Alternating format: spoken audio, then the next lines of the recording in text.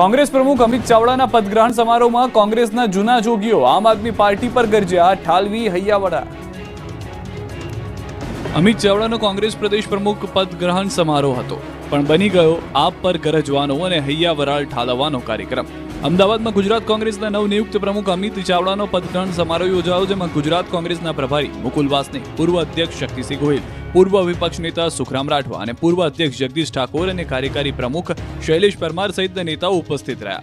આ કાર્યક્રમમાં ભરતસિંહ સોલંકીની ગેરહાજરી ઉડીને આંખે વળગી રહી। આ કાર્યક્રમમાં કોંગ્રેસ નેતાને નિશાને આમ આદમી પાર્ટી હતી। કોંગ્રેસ નેતાઓ આમ આદમી પાર્ટી પર વરસ્યા અને આપને તણખલું ગણાવી, આપને 2% વાળા ગણાવ્યા, આપને ભાજપનું બગલબચ્ચું ગણાવ્યું, તો કહ્યું કે આપણે ડૂબતી જનતાને નાળો નાખીને બચાવવાની છે।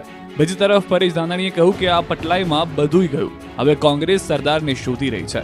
અપીલ કરી કે ડર્યા વિના સીએમ પદનો ચહેરો જાહેર કરો, મારે મુખ્યમંત્રી કે મંત્રી નથી થવું। આપણી આ લડાઈ બાપ કે એની બગલ બચ્ચા જેવી આપ સામે નથી। આપણી સામેનો પડકાર એ 27માં મંદીને હરાવવાની છે, મોંઘવારીને હરાવવાની છે, બેરોજગારીને હરાવવાની છે। આમાંથી માનની મુકુલજીનું વિનંતી કરું છું, જેને મુખ્યમંત્રી ઘોષિત કરવા હોય કરી દો।